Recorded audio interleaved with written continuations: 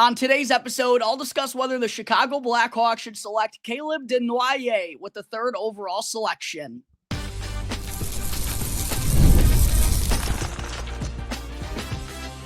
You're Locked On Blackhawks, your daily podcast on the Chicago Blackhawks, part of the Locked On Podcast Network, your team every day. What's going on, Blackhawks fans? Welcome back to another episode of Locked On Blackhawks, part of the Locked On Podcast Network, your team every day. As always, quick reminder off the jump to smash that like button, hop in the comment section below, hit me with your Mailbag Monday questions as I'll be getting that back on track this upcoming Monday, and subscribe to Locked On Blackhawks on YouTube as well, all of which is 100% free, won't cost you anything, and helps me out in a real massive way in growing my platform. But happy Wednesday, everyone. Again, thank you all for joining me on another episode of Locked On Blackhawks, your one-stop shop for all things Chicago Blackhawks. Kicking things off on the show here today, it's time to get into another one of my 2025 NHL Draft Profiles, which again will be a main talking point here on the podcast leading up to this year's draft in late June. Another good reason for you to all go and hit that subscribe button, because I'm going to be going through draft profiles for each and every noteworthy prospect in the 2025 draft class. And I've already covered both Matthew Schaefer and Michael Misa, the players I at least expect to go in the top two of this year's draft. You never know what's going to happen, though, but make sure to go and check those out if you haven't done so already. Two very special prospects. And speaking of special prospects, we got another one on tap here today, as I'll be breaking down 18-year-old center Caleb Desnoyer, 6'2", 172-pound Canadian who turned 18 back in April. Spent the past two seasons playing in the QMJHL for the Moncton Wildcats. In his rookie year in 2023-24, he tallied 56 points, 20 goals, and 36 assists in 60 games as a rookie, while also getting an opportunity to play for Team Canada's U17 club. And then this season, Desnoyer put it all together and was the fifth leading scorer in the entire QMJHL, amassing 84 points, 35 goals, 49 assists in 56 games. The type of leap you wanted to see from him from his first year in the Q to his second. He was also fourth in the entire CHL, not just the Q, but the O, the W, and the Q all together in points per game among the 2025 draft class, and was second in the QMJHL in points per game, number one among teenagers. Led his entire team in scoring despite being the youngest player by over 9 months. And we also saw Desnoyer put up a really strong showing for Team Canada to help them win the Hlinka Gretzky, and he had a really, really good performance all throughout the QMJHL postseason to help Moncton win the league championship. So over the last couple of months, make no mistake about it, Caleb Desnoyer's stock has absolutely risen. 30 points in 19 postseason games in the most meaningful action of the year in the Q, 9 goals and 21 assists. As I mentioned, really good stuff from him for Team Canada to help them win gold at the Hlinka Gretzky with 5 points in 5 games there. And all in all, over the last 2 seasons, just a really strong list of achievements for Caleb Desnoyer. Won the gold with Canada's U17 club at the WHC, also won gold for Canada at the U18 World Juniors, got gold at the Hlinka Gretzky, won the QMJHL title this season, and he was, named the Guy Lafleur Trophy winner for QMJHL Playoff MVP, nominated for the Q's Best Pro Prospect as well as the league MVP. So a lot of winning for Caleb Desnoyer over these last couple of years, a lot of good numbers, and that's why it's no surprise to see him speculated as a top selection in the 2025 draft class. Before I dive through his strengths and weaknesses, as always, wanted to go through the rankings just to get an idea of what some of the top scouts and analysts in the industry are saying or expecting Caleb Desnoyer to go. Elite Prospects has him ranked 9th. Bob McKenzie has him ranked 6th. Craig Button has him 7th. Tony Ferrari, the lowest out on Desnoyer out of this group, having him ranked all the way down at number 16. McKean's Hockey has him ranked 6th. Daily Faceoff has him ranked 5th. Dobber Prospects has him 8th. And then the Hockey News has him 7th. Although I feel like a lot of those rankings came out prior to Desnoyers' really strong performance during the QMJHL postseason. And I think we've also seen kind of a result of that in the 2 mock drafts that I've gone through for Corey Pronman and Scott Wheeler. Both of them had Desnoyers as the 4th overall selection going to the Utah Mammoth. And because, at least in my opinion, Blackhawks fans, it's a pretty clear top 2 in this draft class. And as I've mentioned, after those 2 go off the board, as I imagine they will at 1 and 2, it's pretty wide open for the Blackhawks to make their pick with the 3rd overall selection. There's going to be a lot of candidates in the conversation, very similar to when we saw the Hawks on the clock at number 3 back in 2019. But Desnoyers, according to most scouts and analysts, not someone they anticipate going 3rd to the Blackhawks, probably rated in just a tier behind, but being, a very skilled 2-way center iceman, as I'm about to get into, he's surely going to be part of the conversation for the Hawks, as well as the next group of teams that fall after them in the rankings. But as far as Caleb Desnoyers' strengths, first and foremost, undoubtedly his top asset is his smarts in between the ears. This kid thinks the game remarkably well, so well that he's actually been dubbed the smartest player in the QMJHL. He just knows where to be on the ice. He capitalizes on a lot of openings when he doesn't have the puck, takes a lot of good routes to put himself in scoring chances, and he also just recognizes what's going on the ice to help set up his teammates as well. And when he sees an opening, he's able to take advantage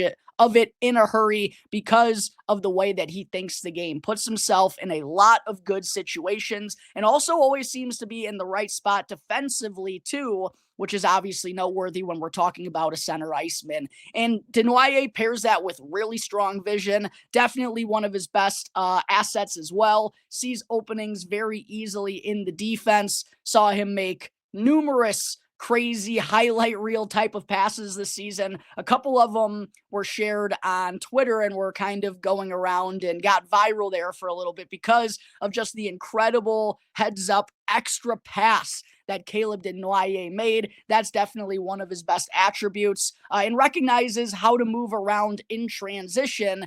And that's definitely important for someone who, as I'll get into here in just a second, doesn't have that top level skating ability like a Michael Misa does. And then I would say he's got a top 3 pretty clear-cut attributes. It's the hockey smarts, his vision, as well as his playmaking abilities. Definitely think he's always going to be more of a playmaker than a goal scorer at the next level, and he's assuredly one of the best passers in the entire draft class, as I mentioned, because of his vision and because of his hockey smarts. He just sees things simply that other players don't out there, and very rarely makes a bad pass whenever he gets an opportunity or sees a teammate open during a scoring chance. And then he also pairs that with some really good size. As I've mentioned, 6'2", definitely plus size for a kid who's only 18 years of age. And I think he utilizes that to his advantage pretty well. He recognizes when he has a smaller defender on him and will lower his shoulder and drive to the net.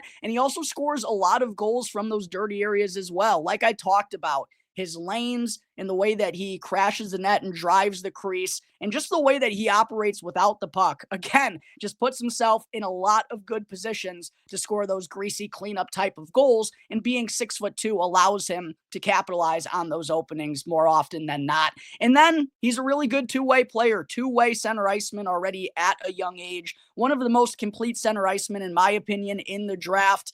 Makes a strong effort on the defensive side of things, which you don't always get from a high offensive ability type of player at this age group. And it's really on display whenever you go and watch Caleb Desnoyer play, whether it's for Moncton or for Team Canada, wherever he is, he's playing a crucial 2-way top 6 role. And I don't really think it's a surprise. Basically every single team he wins on does a lot of winning. I mentioned earlier that I think he's always going to be more of a playmaker at the NHL level. I do believe that's the case, but I think he's a capable goal scorer. Definitely needs to add some power there, but has a nice wrister, all in all good mechanics, didn't score a ton of like booming snapshot or even one-timer type of goals, but he does have that in his arsenal, and we saw him at least be capable of scoring those type of goals. Doing it a little bit more frequently is definitely something we'd like to see from him as he likely returns to the QMJHL next season. And then the last strength I have here for Caleb Desnoyer is his physicality. He's not afraid to use his size on the back check, on the forecheck to go in, try to force turnovers, or even when it's like a high intensity playoff game in the QMJHL or when he's playing for Canada at the U18s or the Hlinka Gretzky, whatever it may be, he's always finishing his check as just a little bit of, I think, a motivator for himself and his team, knowing it's that type of atmosphere, right? He's not a guy who's afraid to do that, and that's what he's going to be asked to do come Stanley Cup playoff time in the NHL. And for a kid to already show the willingness to play that style of game at a young age, definitely 2 thumbs up. So lots to like here about Caleb Desnoyer. Shapes up to be, as I said, one of the best, if not the best, two-way center in the 2025 draft class. Make sure to drop your thoughts on Caleb Desnoyer down in the comment section below, Blackhawks fans. Coming up in just a moment, though, don't worry. I'm not done talking about Caleb Desnoyer, as I'll get into his weaknesses and my NHL player comp.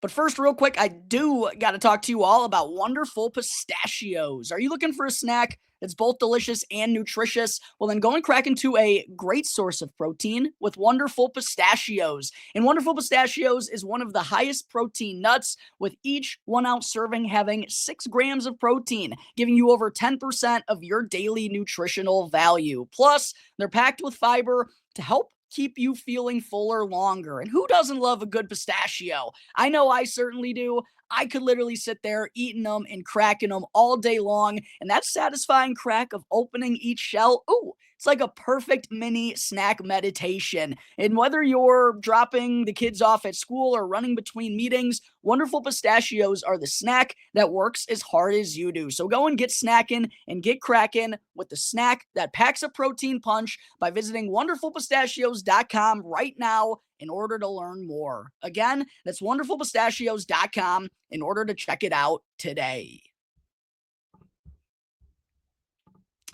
Before I get into segment 2 here, Blackhawks fans, just want to let you all know to be on the lookout for an episode dropping early tomorrow, as it's expected the Chicago Blackhawks are going to name their next head coach. At this point in time, all signs are pointing towards Jeff Blashill being that man. However, nothing is officially set in stone, but an announcement is expected to come from the Chicago Blackhawks tomorrow, announcing their next head coach, as well as a slew of new coaches coming to join the staff. So make sure to be on the lookout for that. And my reaction to, I'm expecting Jeff Blashill being named the next coach of the Chicago Blackhawks. But continuing on with Caleb Desnoyer, diving into his 2025 NHL Draft Profile, just went through his strengths. Now we do got to talk about his weaknesses here. There's a couple of them that I want to highlight with Desnoyer. First and foremost, though,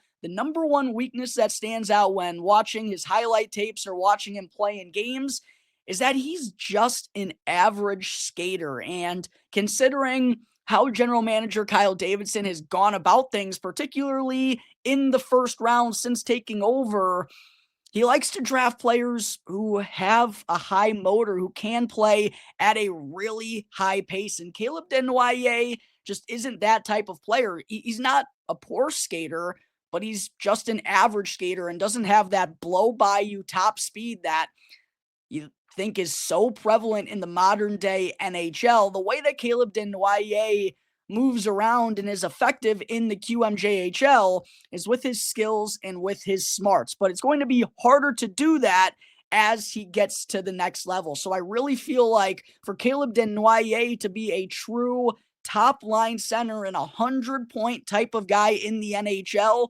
he's going to have to get faster, which I definitely think is something he can do. He has pretty good skating mechanics. He's still a young man, right? He just turned 18 years old.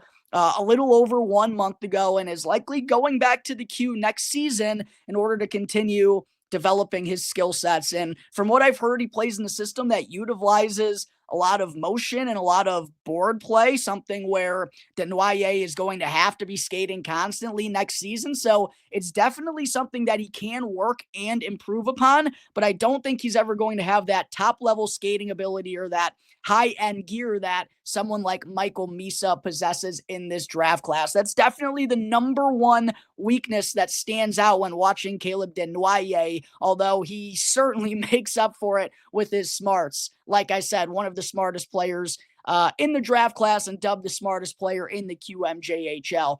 Another weakness that I've noticed with Desnoyer is he needs to further develop his frame. I love that he's willing to be physical out there and he knows how to lower his shoulder when he does have the puck and he is physically engaged, but he's still only listed at 172 pounds. I know this is a typical weakness that I talk about with basically every single prospect when going through these draft profiles, but I do really believe with the way Caleb Desnoyer plays the game, especially not having that high level speed, he's going to have to get up to like 190, 195, maybe even closer to 200 pounds to really become a grown man to keep defenders off of him as he is able to kind of carry the puck and peruse down in those dirty areas. I do think that's another attainable trait that he can get better at. And once he gets stronger and becomes a grown man, Caleb Desnoyer is going to be a bull. I also want to see him play with a little bit more of an edge. And I'm not talking about just the straight up physicality,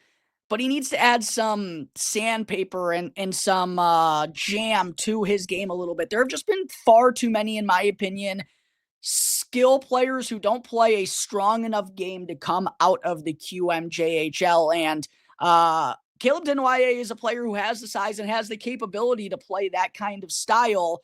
And that's the type of style you need to have as a bigger physical forward come playoff time. I just want to see Caleb Desnoyer be a full-blown competitor out there and not just someone who's reliable in two-way play. I'm kind of thinking like unfair comparison, but Teuvo Teravainen is someone like this, for example, like really sound defender, always in the right spots, can be a penalty killer, but isn't the most physically engaged, plays with an edge type of guy. That style doesn't necessarily work the best come playoff time. I just want to see Caleb Desnoyer be more of a pest out there while also being able to provide some of a skill game because I think he's going to be able to do both, and that's what will make him such an intriguing player. And then also, all in all, I would just say he doesn't have really that jaw-dropping skill set like Schaefer or Michael Misa do in this draft class. And that's why, to me, it's pretty clear there's a top two, and then there's kind of like that next group of centers, and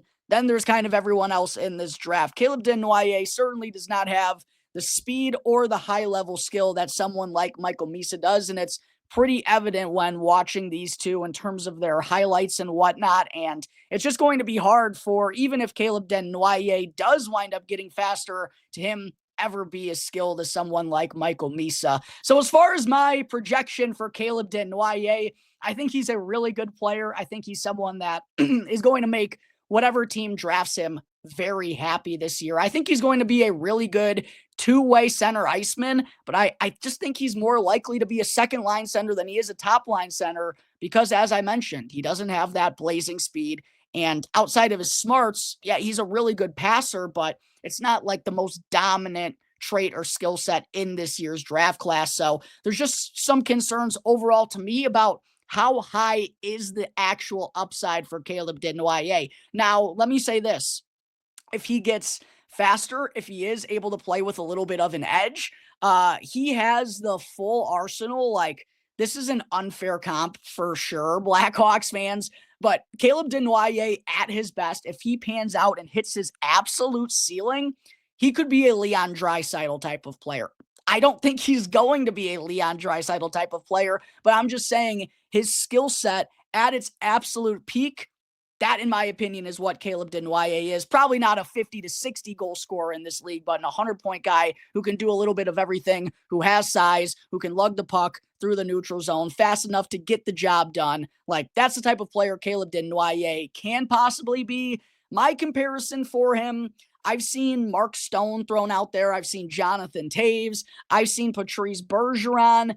I think Jonathan Toews of those three is probably the most accurate. Obviously, Jonathan Toews is a Hall of Famer, so it's tough to call Caleb Desnoyer Jonathan Toews, right? But the two-way prowess, the good size, 6'1", 6'2", can be a goal scorer and a playmaker, not blazing speed, but good enough to get by, a winner, really good vision, and really good hockey smarts. There's a lot of comparables between Caleb Desnoyer and Jonathan Toews. My two comps for him, though, these were really the two guys that stood out the most to me.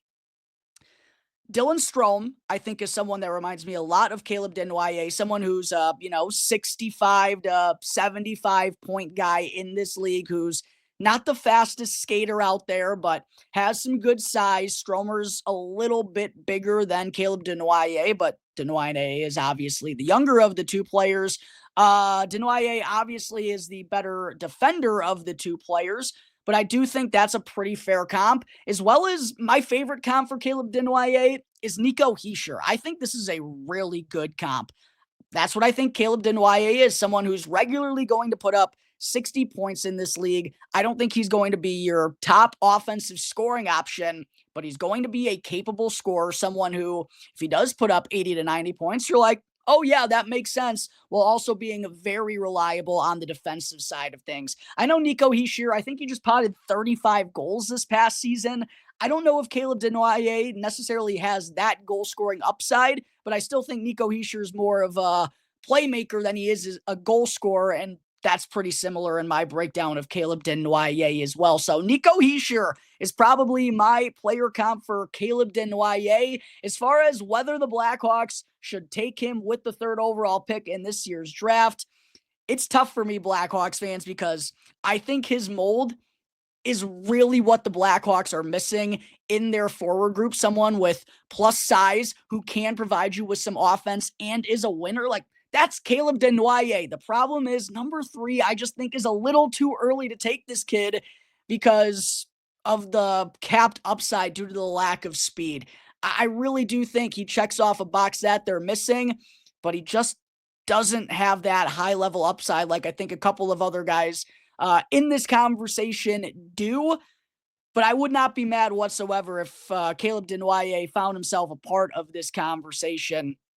I just don't know. I feel like 3 is just a little bit too early, in my opinion. But both mock drafts that I've covered so far had him going right after the Blackhawks at number 3 to the Utah Mammoth at number 4. Let me know down below in the comment section whether you believe the Blackhawks should be considering Caleb Desnoyer with the 3rd overall selection. Ultimately, I just think it's a little too high. But if this kid somehow slips past the top 6 or top 7, I wouldn't hate the Blackhawks kicking the tires to try to go back in and get this kid. He doesn't necessarily fit the Kyle Davidson mold of draft picks either, like I mentioned, not having that high-level speed. We'll see, though. Obviously, Desnoyer's really strong postseason has risen his draft stock, and it feels like he's a more serious part of the conversation right now than he was even just a couple of months ago. Ultimately, I think he probably goes between number 4 and number 6 in this draft class. Probably more likely 5 and 6, in my opinion, than, although, yeah, number 5, if he's there for, is Nashville on the clock at number 5? Am I tweaking? Because Utah's number 4. Yeah, Nashville's on the clock at number 5. I think Caleb Desnoyer could be a really good Nashville Predators type of pick. Probably winds up going, yeah, like I said, 4 through 6, if I had to guess, in this year's draft class. Give me your full thoughts on Caleb Desnoyer down below in the comment section. I promise I'm going to stop rambling here, Blackhawks fans. But coming up in just a moment, now that I've finished up Caleb Desnoyer's 2025 NHL Draft Profile, I still have to get into a breakdown of what to expect for the Blackhawks' new Hall of Fame.